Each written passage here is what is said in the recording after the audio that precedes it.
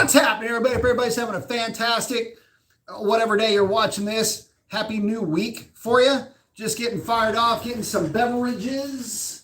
And then we're going to jump into the middle of this because I think I'm onto something.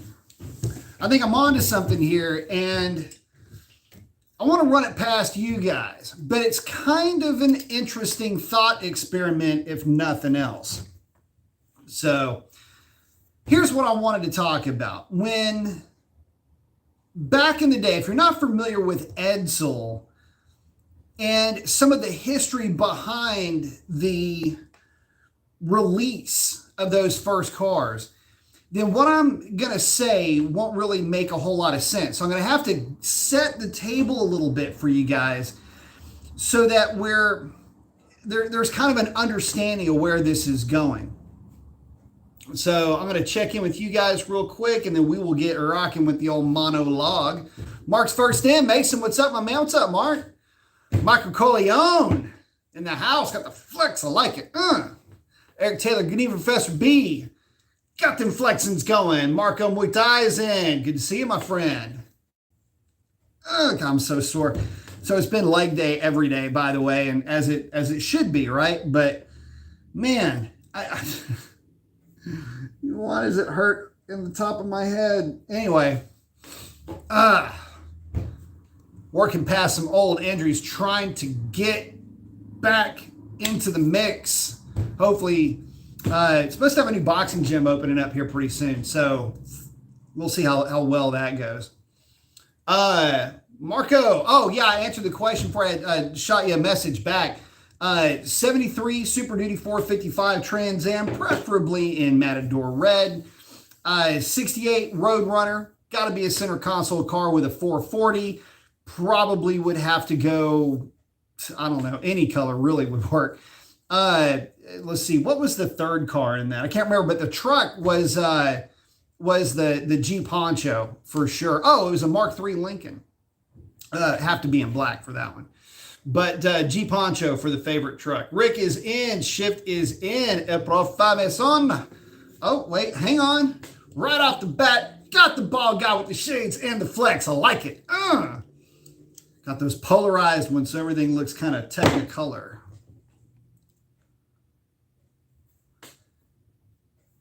Oh, Marco's getting his cardio in. Nice, getting his heart pumps. Going to fight this year. Very good. Very good. Just remember, gas tank's the most important thing. Some will argue that it is, in fact, in some cases, more important than skill set. The biggest fear any fighter has is gassing. Worst thing that can happen. Absolute worst thing that can happen when you're in that ring. Hemmy's in, saying what's up.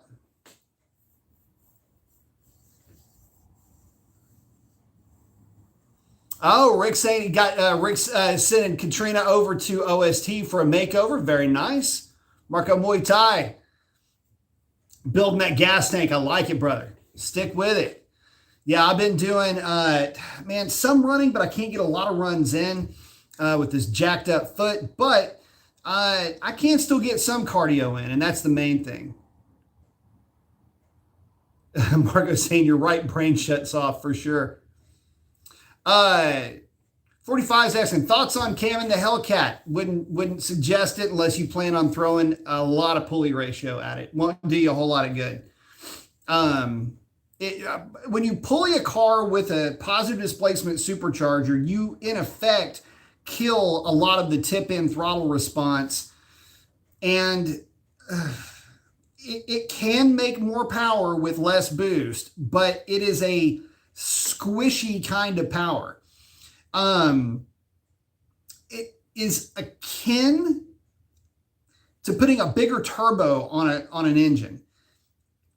It'll make more power, but it's squishier, and it's just you lose that snap. If you cam a PD blower, you've got to have a real wide lobe separation angle, or you just lose a lot of the snap. And ideally, you make up for some of that with a smaller pulley to go along with it. Ideally, put a cam in the car and then pulley it back up to the original boost setting if you wanted to. you'll get a little bit lower discharge temps and you'll make significantly more power. But significant is also a subjective term, and you can actually end up, saying 60 horsepower is a lot. Is it? I don't know. Rick's saying, with a lot of your input and guidance, yep. Muay Thai skip, yes, lots of it. I want to build a regular cab, which would be fun. Stuart's in. Cody's saying, what's going on? B, what's up, Cody? All right, so let's get into the monologue. So, guys, I got to thinking the other day, we're 2 years, in essence, away from, the initial chatting, the noise, if you will, about this new EV. And Dodge is in this marketing, I don't know, whirlwind or whatever, they're mired in it, really. And it's basically a 2-year-long, what's it going to be type of thing. Whatever could we be releasing? It's, the smoky,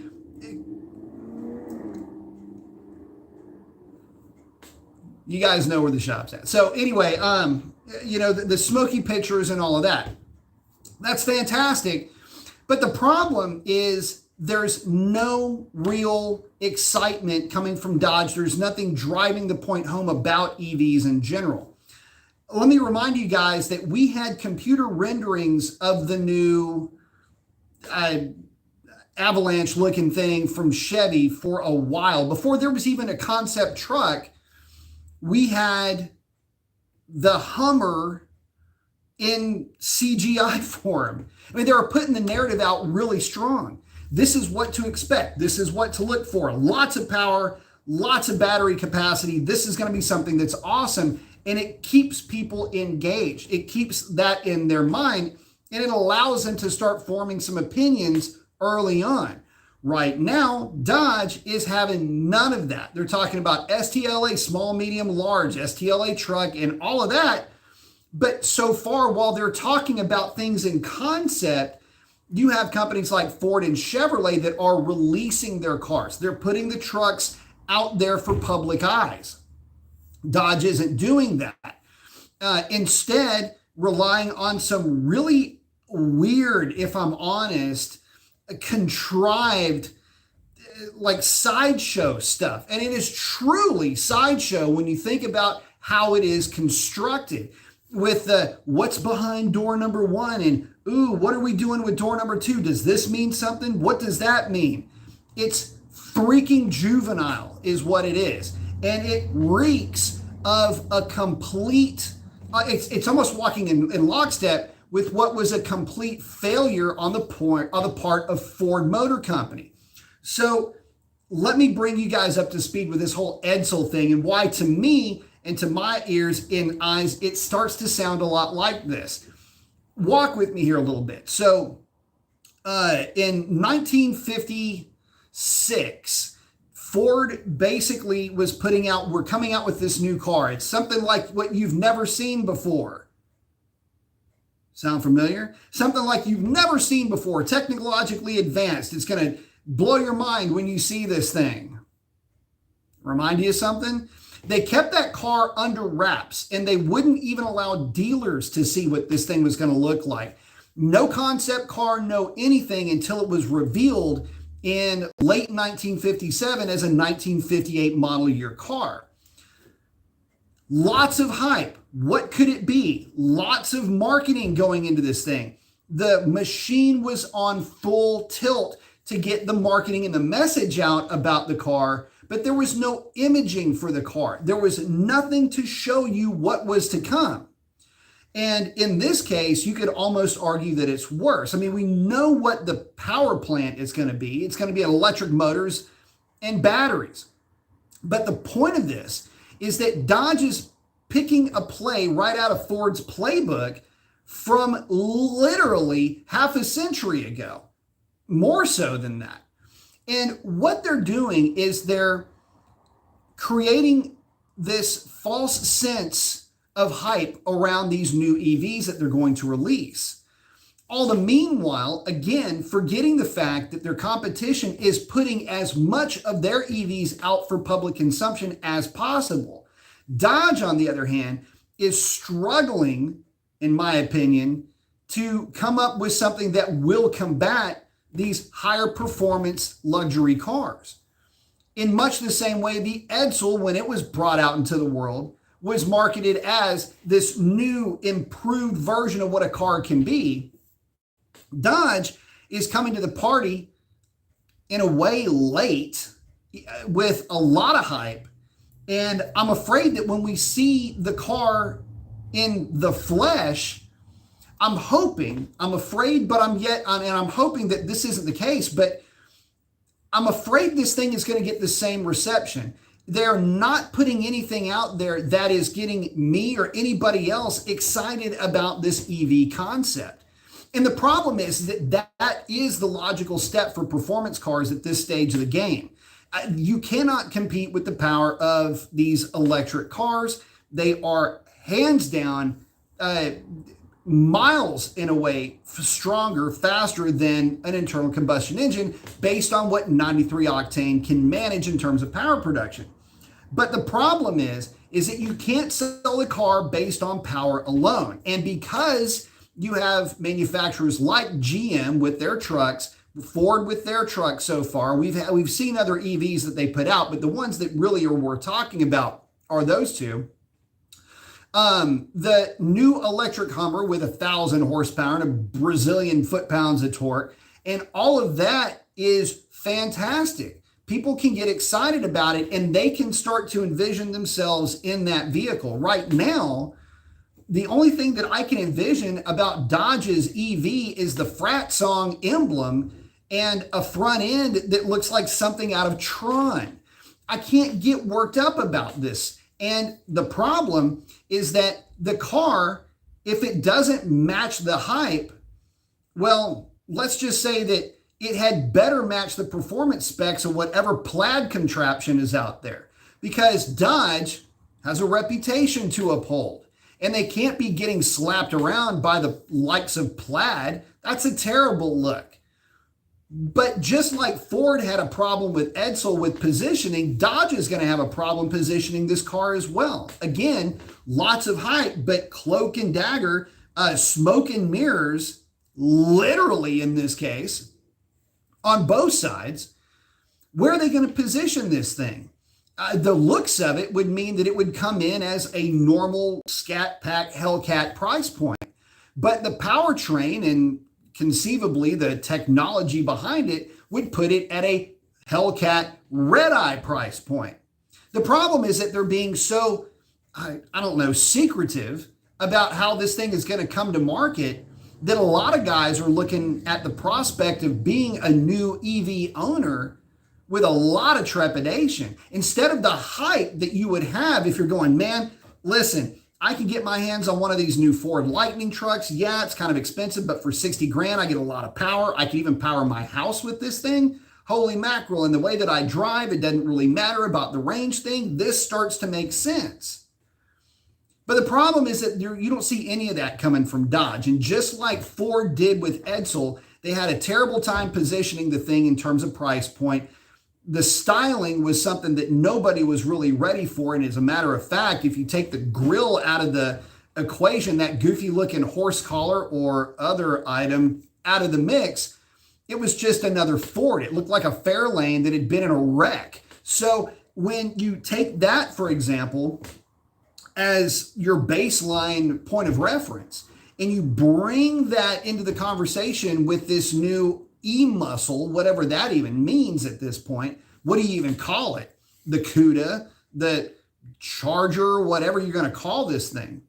Well, when you bring that into the mix, this thing had better look the part. If it has any quirkiness to it, people are going to flee away from this thing. And let me also remind you that as this car is coming to market, there are extremely powerful EVs coming down the waterfall. And what I mean by that is very fast EVs are going to be hitting the used car market by the time that thing hits the new market. I mean, of course, assuming that, parts are going to be available. But the point of this whole thing is that when you look at what is going to be available and at what price point, How are you going to bring this new Dodge to market when there are used plaids out there going for 70, 80 grand that run low nines? What are you going to bring this Dodge to market and say, okay, well, yeah, we're going to charge you $90,000 or $100,000 for this EV when it gets smoked by a used Tesla? Are you kidding me? These are things that are going to be real concerns. And I understand that used electric cars get a weird vibe from a lot of folks in the marketplace. But the reality, the real reality, is that these cars are happening to last quite a while. And although there are concerns, and I understand what all the concerns are, and it's this really in the point of the video talking about the issues with EVs. But the real issue is when you're bringing a new EV to the table that's supposed to be a next version, next iteration of the muscle car, it had better not get slapped around by some used Tesla at Frank's Auto Barn and Bait Emporium down the street. That's not going to be a good look. And of course, you can say, well, yeah, it doesn't matter. It's a fast car. If the internet has taught us anything, guys, is that if one of these cars goes any slower than a 920, then it's a failure on the part of Dodge to bring to market something that is walking in lockstep with the hype train that is coming through the station and headed to a town near you about how this is supposed to be the next iteration of Dodge Muscle. All the meanwhile, flunking at the introduction and at the rollout of direct connection. The direct connection rollout, in my opinion, has turned into the spam shit sandwich that you absolutely knew was coming anyway.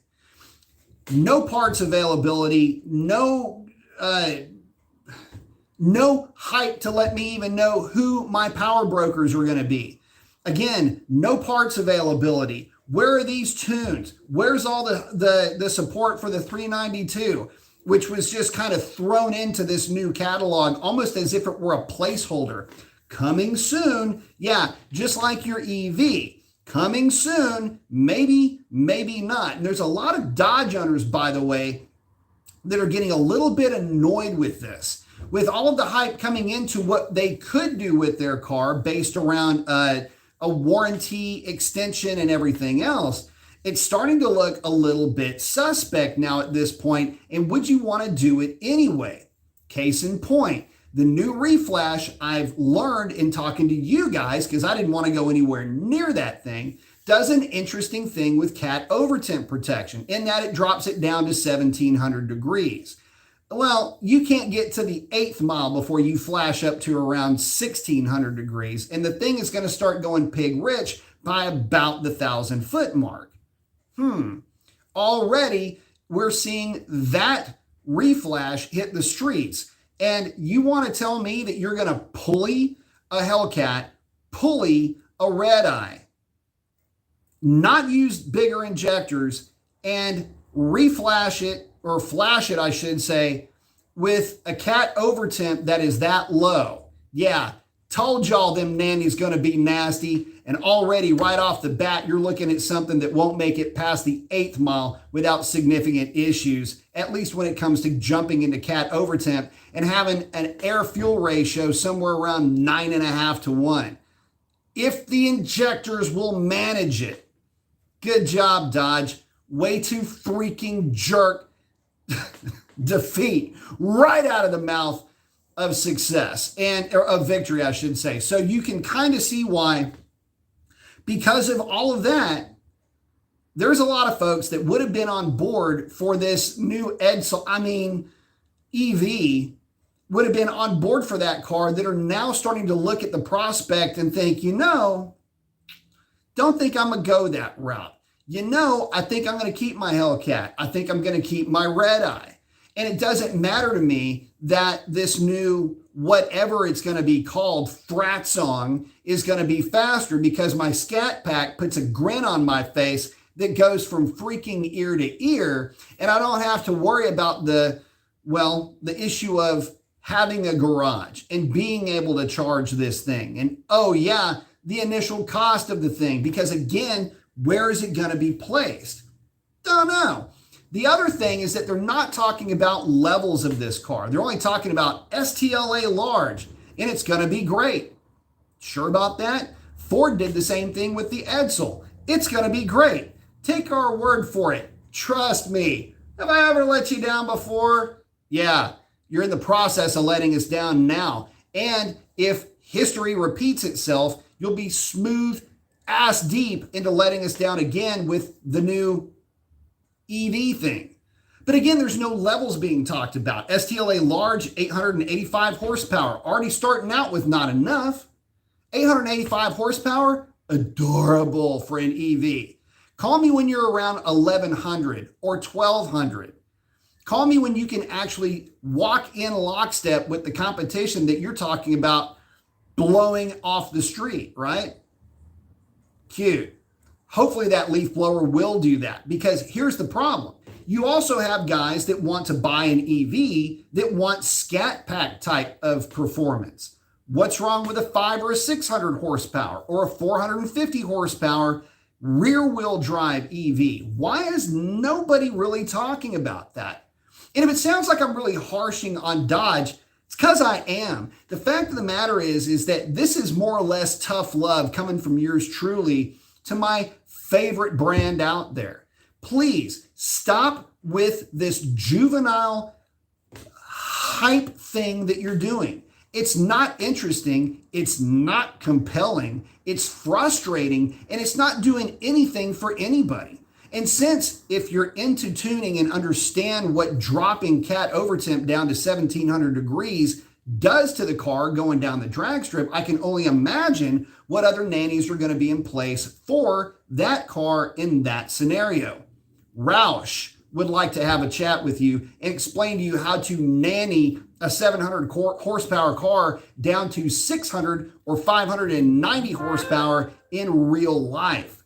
See, the thing is that the people that you're marketing to, Dodge, they do go to the drag strip. They do race their cars. Have you noticed that there's Dodge Garage out there? Show us your quarter mile times. Show us this. Show us that so that we can be part of your success. Really? Well, I'm certainly hoping that these new direct connection programs keep you guys with the internal combustion engines going long enough just to where you can see this new electric contraption hit the marketplace. All I can say is it better be faster than the fastest direct connection offering out there. Because if it's not, and it doesn't look the part, then you got yourself a Dodge EDSEL, and it ain't gonna be pretty. There's gonna be a lot of people looking to, what's the best way I can put this? There's gonna be a lot of people looking to pan this car straight away. I'm not one of them. I'm actually a big cheerleader for that car. And as a matter of fact, I'm hoping that it's everything that I hope it can be. But the problem is that Dodge isn't there yet. They're not bringing anything, and I mean anything, to the party in terms of interest. If you don't bring anything to the party in terms of interest, guys start looking around and they start getting really tired of getting hyped too. It's exhausting. Don't you understand, Dodge? This is something that will put people to sleep. It's not hype when there's no hyperbole behind it.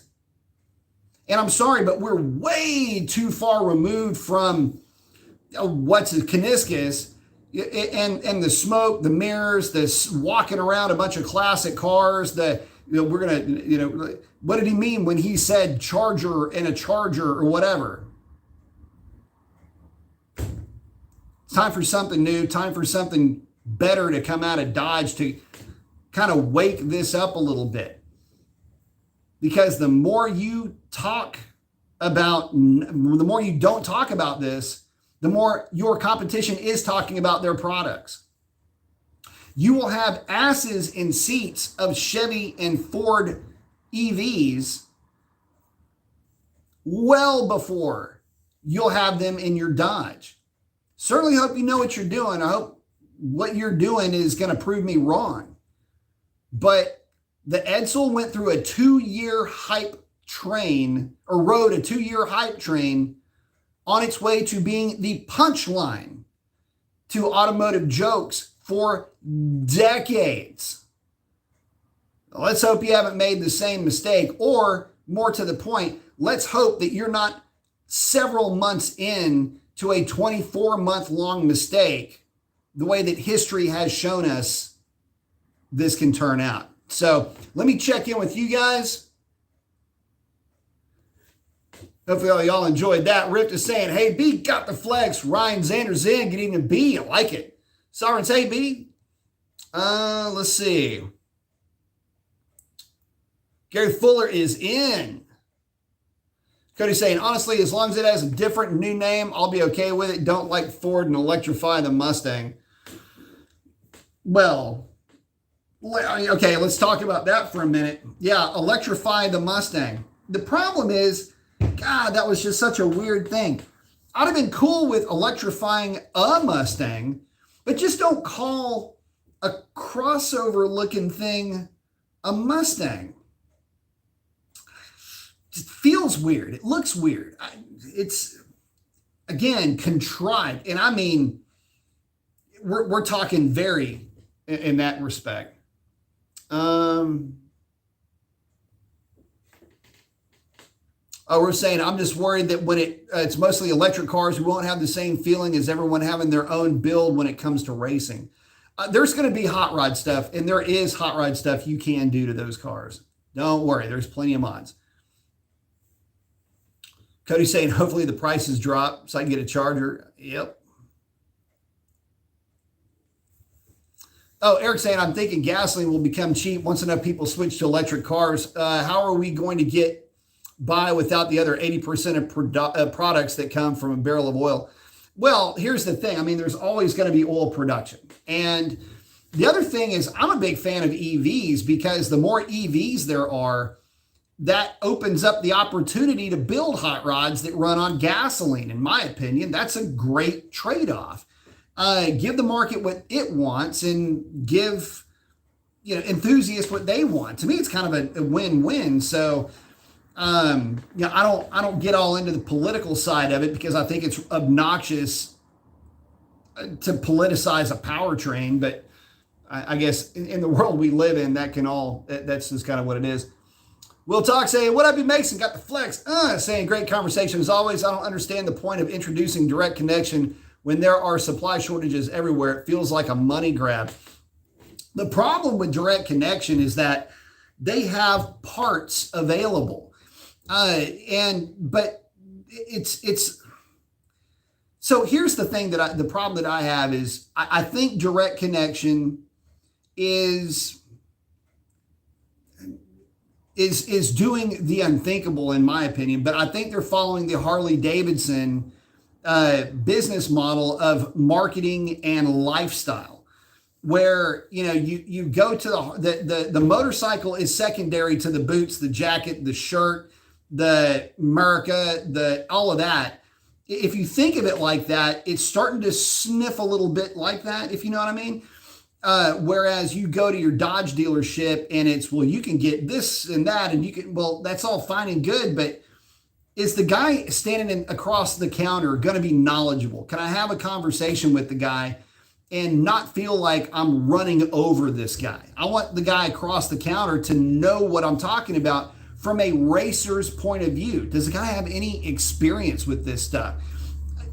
Chances are no. And the next 9-second car that they drive will be the first 9-second car. And that's a real shame, because back in the day, direct connection, I mean, those guys all raced. They were all motorheads. And now, again, it's going to be the same guy that's selling you window tint and, Z-bar coating is going to be the same guy that's trying to talk you into buying something from direct connection for your new Dodge.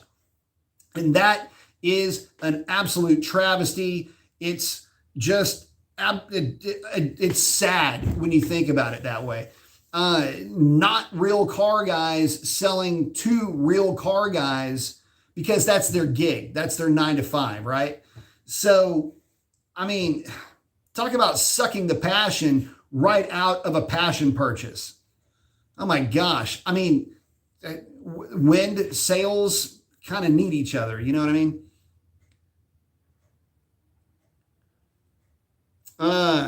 Oh, Randy's checking in from Middle Tennessee. I like it. Cody's saying, technically speaking, Ford and Chevy are already ahead of Dodge with their own electrical and hybrid vehicles, have been for a while.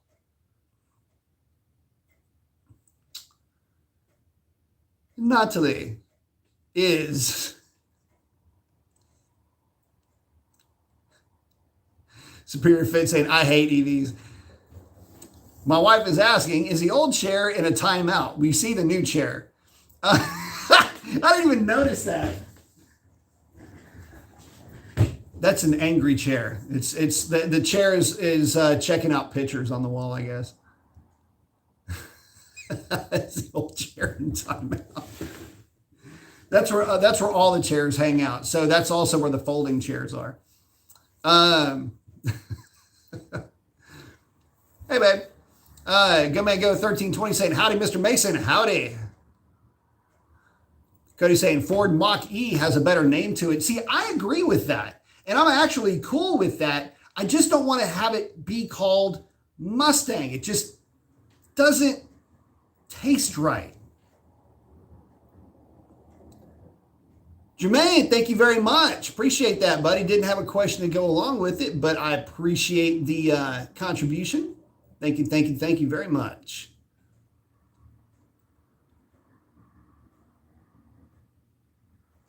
Marco Mutai saying, I thought Dodge was going to do a V6. Well, the thing is that Dodge they were talking about bringing in an inline six for a new platform. That's that new 3-liter turbo, which, I mean, you talk about getting me hyped up. I was thinking, man, that sounds like a great idea. 3-liter turbo, what's not to love? And the cool thing about that combination would be, well, it's an easy thing to work on, can make a boatload of power with that combination paired up with an EV transmission. Not too bad. Wouldn't be a bad idea, but here's the thing. We just don't know what that new platform is going to be. And now he's saying, go ahead and put the old one out to dumpster pasture, bruh. I don't know, man. A lot of good memories talking in that chair. I honestly don't even know how old that chair is. I think that chair, I know I had it when I was in California. I don't know. That chair is ancient. But yeah, I probably do need to go do something with it. I need to send it out and let it be free. Let it roam about with the rest of its chair friends.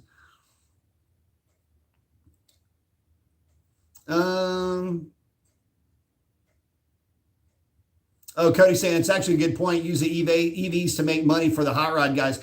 It would just be a way to just raise the heck out of your CAFE, your corporate average fuel economy is what CAFE stands for. It's a great way to raise your CAFE. And, you know, if you want to build a hot rod truck, hot rod car, whatever you want to build, there's CAFE cap in there that you can play with. So I think that would be pretty cool.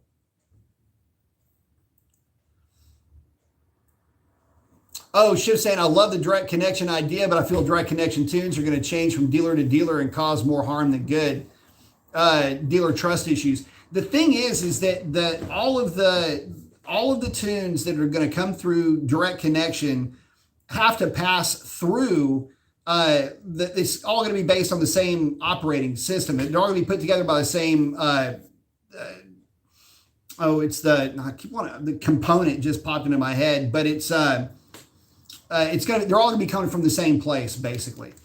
And because of that, there won't be any way to change it. It's like anytime they do an update in their system, the same calibration engineers are going to be putting those together. It's going to be a company-wide thing. So there's going to be no modifying that tune whatsoever. I mean, what you get is what you get. And again, as I've stated before, great idea.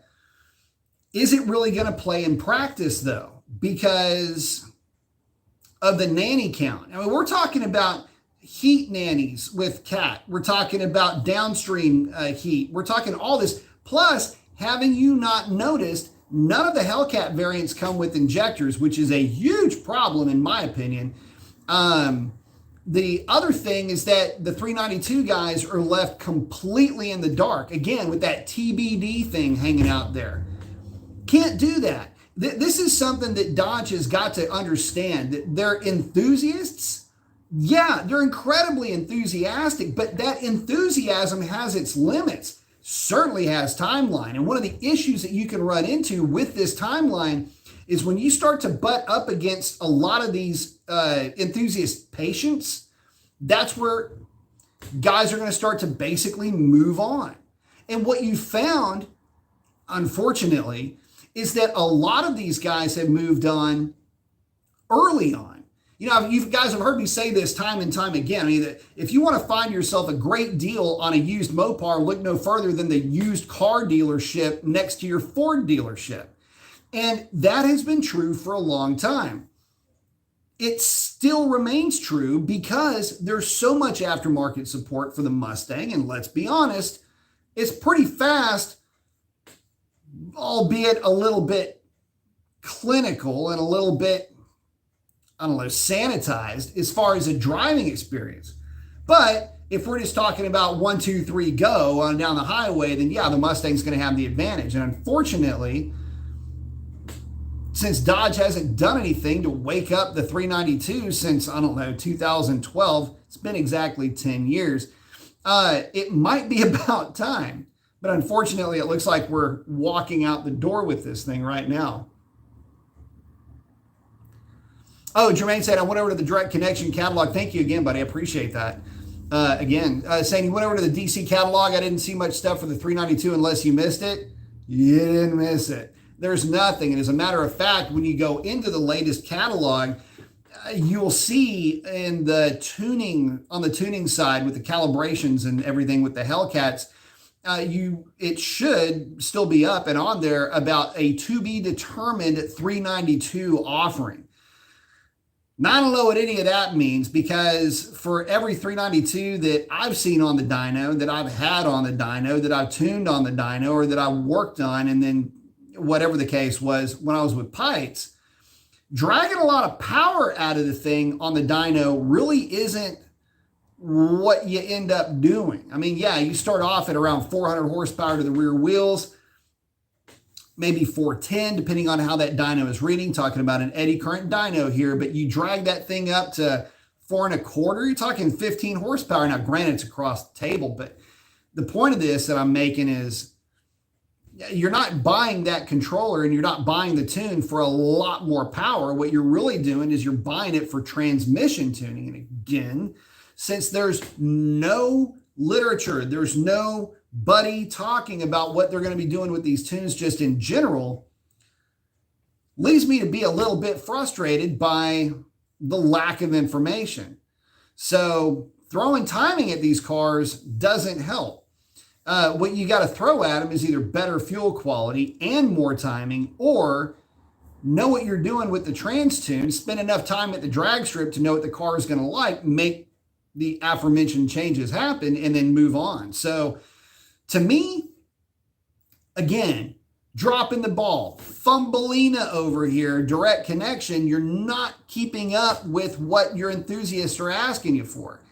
This should have been, I mean, look, we're coming into the middle of March. This needed to be something that was early and taken care of early on, like in February at the latest.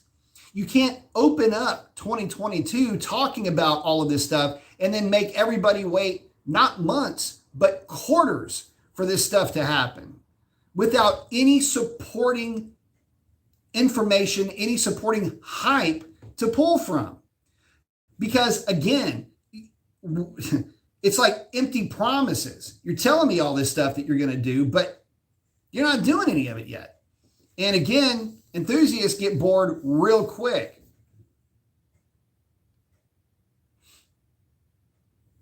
Let's see. Stuart's saying maybe the answer to high gas prices is just going E85 and making that cheaper. Well, the problem with E85, there's actually quite a few problems with E85. And one of them is just how much corn it takes to make E85. I think there's some other alternative ways to make the alcohol that you need. that don't surround, corn production, which is a food staple. There's other ways to do it, but they need to kind of figure that out. So, Hilton saying that the inline six is debuting at the New York Auto Show next month. That is correct. That's the high output version of the inline six turbo. And that is going to be, I think, in the Grand Wagoneer or something like that. It's going to be in one of those trucks. It sounds pretty cool. I'm hoping that we get a good look at what that thing could potentially be capable of. Horsepower, torque, fuel economy, all of that is going to be interesting. I'm really curious as to how are they mounting the turbo. Is it an integrated manifold? If not exterior manifold, what kind of flange is it? Because if it's a T4, but the aftermarket is going to go bananas crazy over that thing. Listen, you get me an inline six turbo in a short wheelbase Dodge truck. Oh my God. Can you only imagine the possibilities? I mean, look, inline six turbo, if it's built right, you can accidentally put 600 horsepower to the rear wheels in the right combination. So I don't know. Base model truck, inline six, turbo. Is this the makings of my new Warlock that I can put together? That would be pretty sweet. Be sick to death. And I wouldn't feel bad about hot rodding it either. Put that sucker on corn, turn the boost up till you start to cringe a little bit and then give it a little bit more of a twist. Oh yeah, now we're talking. And the business end of that thing looks really nice too. You don't have to worry about anything in terms of routing exhaust. Everything's going to be nice, clean, easy to get to in that combination. In fact, I'm very much looking forward to the prospect of an inline six short wheelbase Ram 1500. Cheap, fast as hell. What could you not love about that type of a combination? But we're going to have to see what ends up happening with it. I don't know what the future holds with that combination or with that with the availability of that engine just in general. Chuck saying, good evening, everyone. Hold on just a second.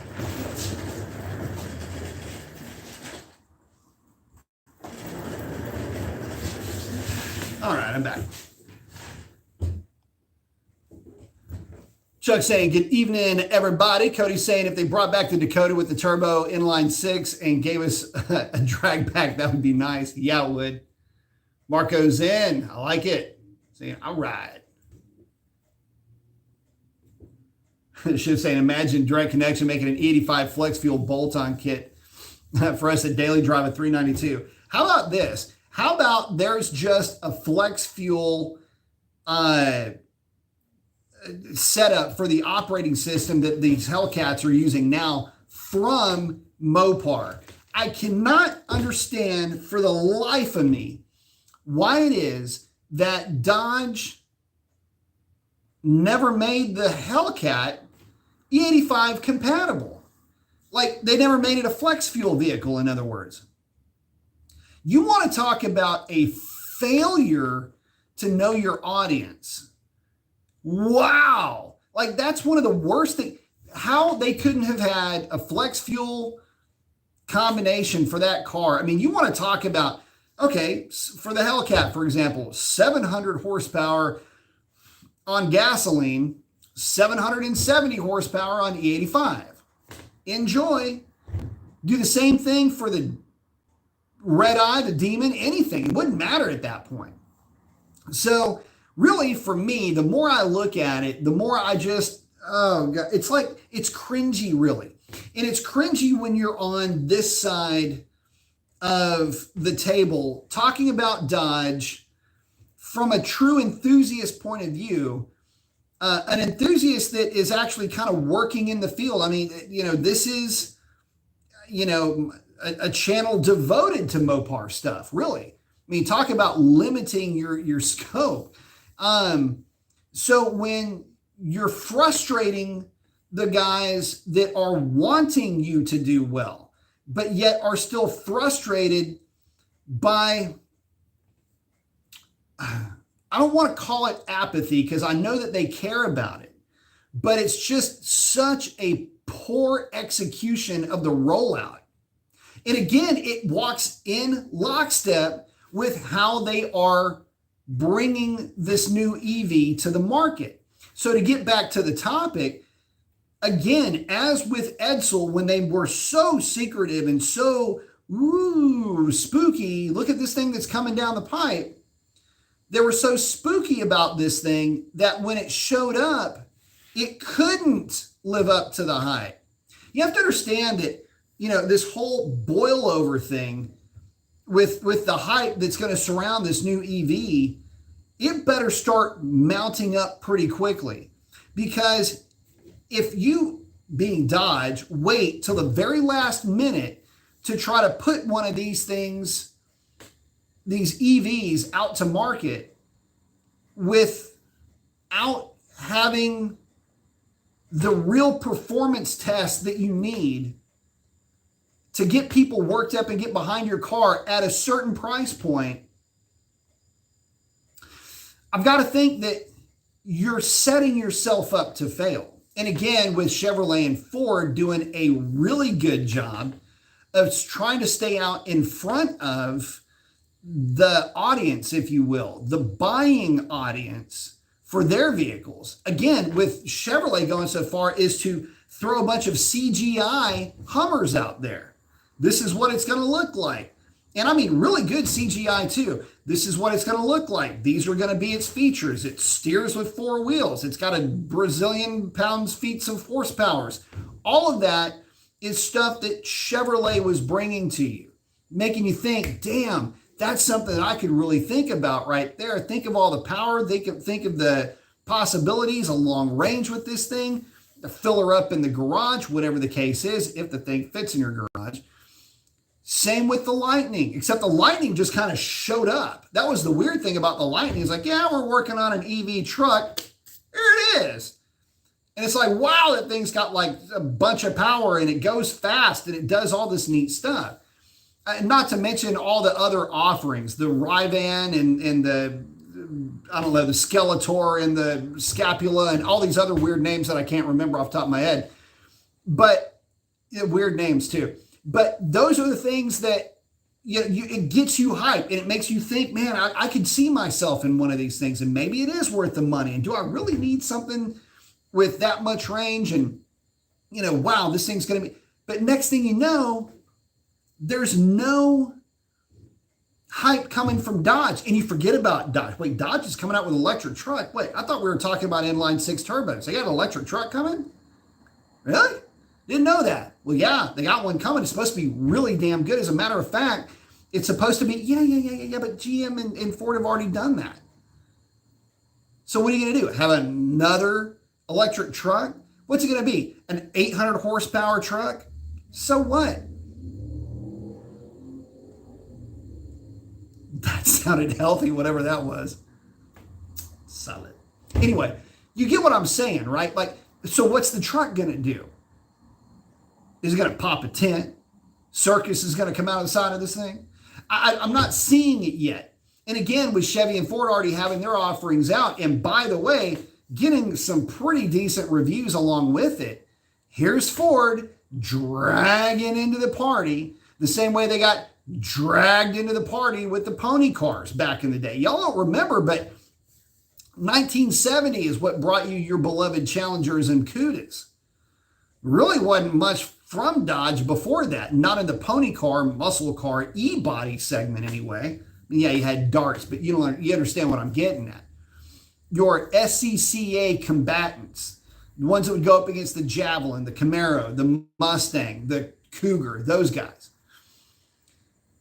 The TA, the CUDA, those are the ones that you would be looking at. So anyway, you understand what I'm getting at when I say they're late to the party in this respect. They've been early to the party, though, when it kind of mattered. With the Omni, the 600, the Daytona, the 2.2-liter turbo cars, the little Hot Rod K platforms, the little Hot Rod Omni platforms. Those are the ones where they were way ahead of the curve. Bringing in the Conquest, your gray import, your DSM type stuff. That was really awesome stuff. Way ahead of the curve in that respect. But now they're so far behind the curve, and yet they're going to try to market this as being new and improved stuff. Just like the freaking EDSEL.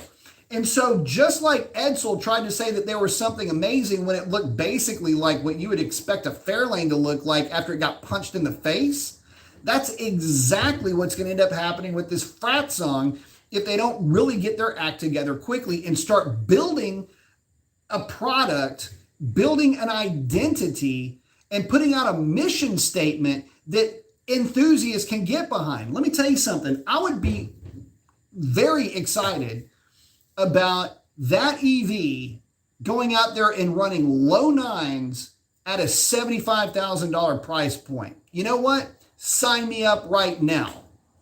F8 green, maybe, but probably would have to be, God, I hate to say this, but I think I'd have to go Frostbite. Anyway, you get the point that I'm getting at. Without the follow-up, you lose the sale. Without the follow-up, you lose the trust.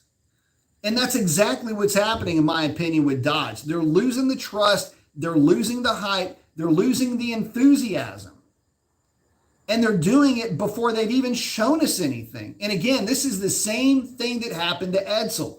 For 2 years, the hype train was in full steam, only for all of the gas to run out of the tank right when they pulled the cover off of that thing the first time they showed it to the general public.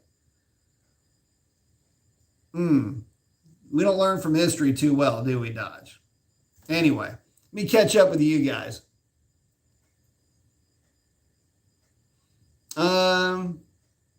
Cody's talking about E85. Yep. Stuart's saying EDSEL was a marketing and engineering nightmare. Besides just being ugly, Dodge better not screw up their vision of the EV, otherwise they'll go out of business. Funny you should bring that up. So I almost forgot something. This is another coincidence between the two. So the EDSEL was funny because they never did actually come up with the name for the car. The EDSEL name was finally just kind of put out there because they never did name it. They never gave the car an identity, or at least not with a name. And they tried several different things. They tried doing a naming contest inside of Ford. What are we going to name the new thing? And they came up with all kinds of different names, and then none of them really stuck. Then they hired some, I don't know, artsy, the lady that they hired to try to come up with a name. I had a couple of like sort of hits, but they never stuck. Nothing ever stuck. And in passing, they needed something that was going to be a name that was going to be easy to market, like just from the E itself, the E cars. And it was an E, I think it was like slated or designated the E car, the E body, or whatever it was. I can't remember the specifics of it. It's been a while. Anyway, it's like, let's call it the EDSEL. It's the E. It's an E thing. It goes with the E. It's a mark, and it's like, okay, cool, send it. That is what happened with just the name of the thing. And that's exactly what's going on with this EV. We don't even know what to call it. Do you call it the frat song, which is the little flaky looking, snowflake looking thing? Do you call it the frat song? Do you call it the CUDA? Do you call it what do you call the thing?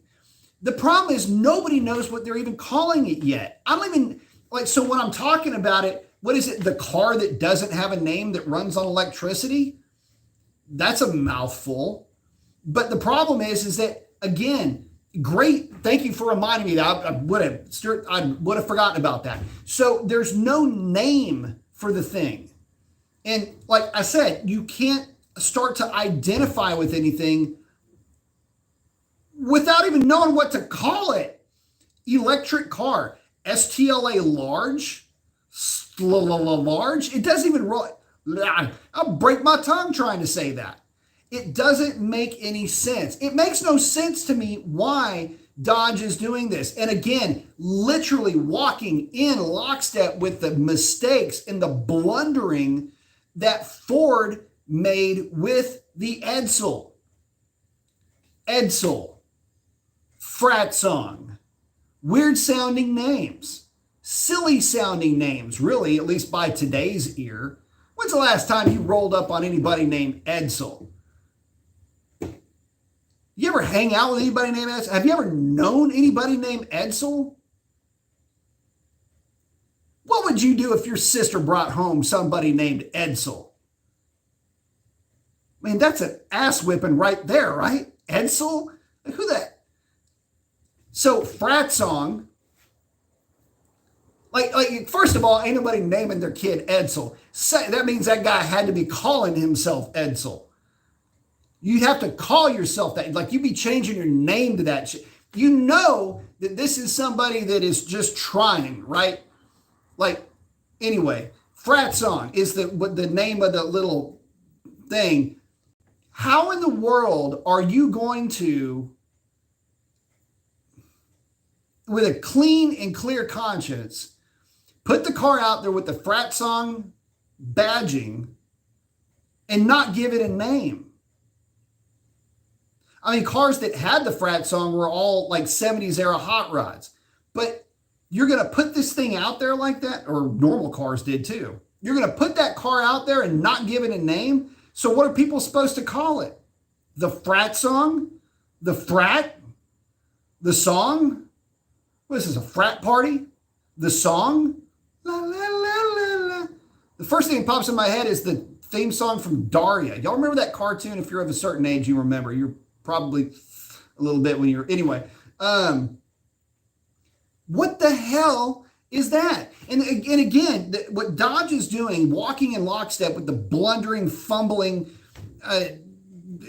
marketing strategies and everything else that Ford ran into with the EDSEL, they're doing the exact same thing with the car with no name with the frat song badge on the front that does four-wheel burnouts that I don't even... They're doing the exact same thing with that car. And I'm hoping desperately to the car gods, like, hey, can we get something? Can I start to get a little bit excited about this thing? Can I get a taste? Just a look, just a little peep. Can I get a shot behind the curtain? Just a something. Because right now, again, you got a lot of people that are losing interest. They're getting bored. They're not interested in whatever direct connection is. And they just want to see this latest hot rod EV come from Dodge, or the latest city car with STLA small, the latest crossover with the STLA medium, or the latest pickup truck for the truck enthusiasts out there that are already getting a filling from Ford and from, for a small amount from Chevrolet, I guess. But the Ford's got the most hype behind it, right? With the Lightning, a cool name too. And it harkens back to a hot rod pickup truck. Chevy is reserve yours now. Dodge isn't doing anything. They're not reserve what? Reserve my enthusiasm till a later date? Come on, man. That's not even fair. Nothing.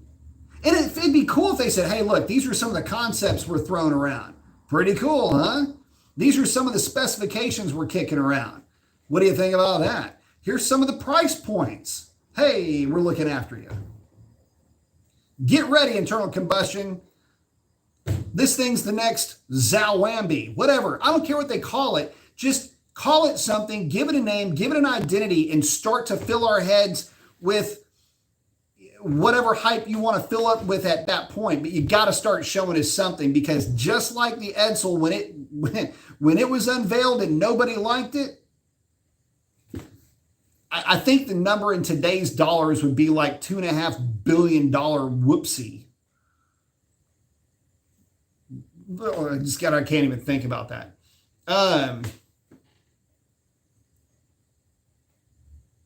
Let's see. Cody's saying most of them started life as a slant six or inline six before going V8 a few years later. Hey, Slash is saying I've always got the live streams from his house in Nebraska, but now he's in Hawaii catching one. Nice. That's got to be like early in the day for you guys out there. It's got to, what is like 8 hours, 9 hours, something like that? I can't remember. What time is it in Hawaii right now? It's probably lunchtime or something. Sovereign saying Dodge Banshee. That would actually be a pretty cool name. Chuck saying politically correct wagon. Maybe. The PC dub. Ship's saying Dodge butchers their EVs. I guess DC's going to have direct connections, going to have to step up their game for sure. Whales like a Banshee. I tell you, that would be pretty sweet. Crypto Cat is in. Stuart saying EDSEL Frat Song 3 for sure. EDSEL sounds better than Urkel. Maybe. The Esquire. Chuck, it will sound like my ex offer meds, right? Slash is saying it's 5 p.m. in Hawaii. Oh, nice. I thought it'd be. It shows you I'm not. I don't have geography. That is right, right? Yeah, geography.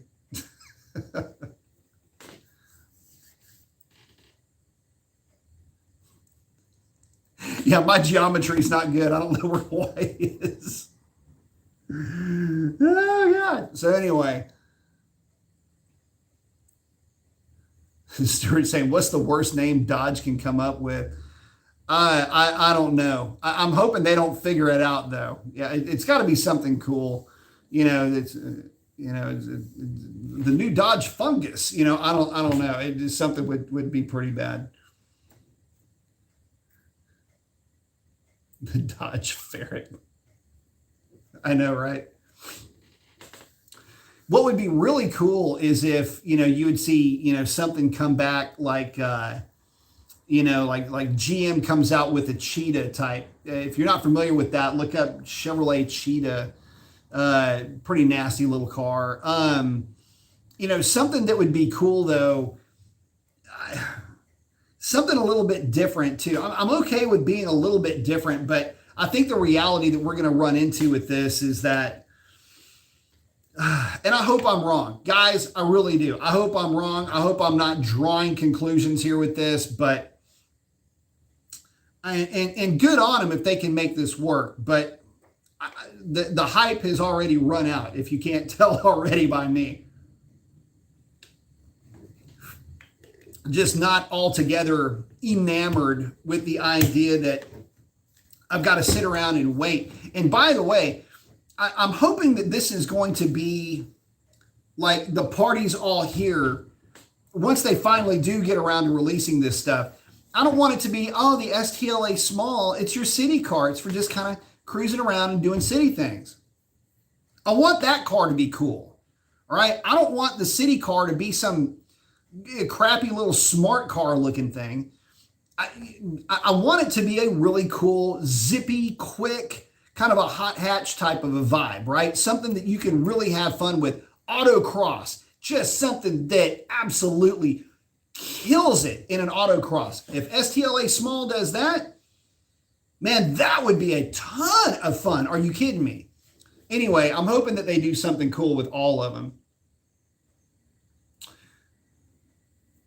Jermaine, thank you very much, brother. Asking, do you think there will be an affordable EV to compete with the Plaid? Well, see, here's the thing. I hope so. I'm afraid, though, look, you have to look at it like this. There's kind of an economy of scale that comes with all of this. But Dodge has to be able to make enough of these things and put them out there and have enough people buy them. The thing is that I can't see there being a whole lot of hurdles to overcome when you're putting together an electric power plant. What you have to remember is electric power plant, not all that complicated. The motors can be technologically advanced, but the way that you make them work, battery, speed controller, motor, and a rheostat, which is your accelerator pedal, that's it. So as long as you've got battery, that's sufficient for the range and can develop enough kilowatt hours to make a lot of power, a motor that can handle it, a speed controller that won't burst into flames once it gets hit with the load, and a juice pedal. That's all you need. So, I would hope that there is going to be some level of an affordable, some level of affordability with the car. More to the point, though, I'm hoping that it spans a range. I'm hoping that we're going to have rear-wheel drive variants along with the all-wheel drive variant. Rear-wheel drive can be 500 horsepower, 550 horsepower. All-wheel drive can be 1,100, 1,000, whatever makes sense, based on the powertrains and everything else. You've got a low 9-second car, and you've got, I don't know, let's say a 1050 car with the other one, with the way that EVs make power and all that. Let's say it works out like that, whatever the case is. That would be the ideal way for me to see it. And if you've got a car that's, the rear-wheel drive version of it with a drag pack, let's say the thing runs 1050s and you can buy one for 50 grand. That ain't half bad. That ain't half bad at all. In fact, it puts you into some pretty rarefied air when you start to think about it, because that's Hellcat, like smooth, straight, right up into Hellcat, tuned Hellcat, on a tire territory. All right, not bad. I'll take it. Looking at the I don't know, the potential, if you will, for the all-wheel drive platform. Again, it'd have to have about 1,000 horsepower realistically to run the kind of numbers that would impress you on any level. But I mean, I would think that car might go for Hellcat-ish money. So if that's affordable, there's that, but not Plaid level. The problem is that Plaid level performance, that's where the margin dollars really start coming into play. But good question. Sovereign saying, I say Jewel Cat. That's one of them. Arturo's I can't really see that thing. Where's my glasses? Oh, got that Hellcat logo with a lightning bolt going through it. I know, right? Shift is asking, do you think it'd be cool to have some state-of-the-art exhaust sounds coming from an EV, or would that be corny, Ricer-like? Well, it'd be kind of fun. Look, here's the thing that you can do with the EVs. Yeah, it's an option. There's a company that makes like little boom tubes for Teslas that you can pipe in whatever you like. And they're fairly convincing and fairly loud too. Son, get after it. You can, put whatever type of a sound you want through those things. And personally, mine would be the Jetsons car. But yeah, I mean, you could, or the Flintstones Yabba Dabba Doo when you go to full throttle. I think that'd be hysterical. But, things like that, why not, man? It's your car. Do what you like. The neat thing about it is, really, with the EVs, you can personalize it like you would never believe. And we're talking torque management is a big table. It'd be the torque management tables, which would be the ones you would want to change. It'd be the big kind of the tuning place for you to go in the operating system to get the most out of the car. And probably start breaking parts though with the way these things make power. But there's going to be things you can do to the car to make it faster. There's going to be things you can do to the car to make it your own, more personalized stuff. So, whether that's the interior lighting, whether that's noises, sounds, whatever you want, all of that will be available, and it will kind of work with the futuristic, if you will, EV theme going on there. So, I mean, there's that, right? So, anyway.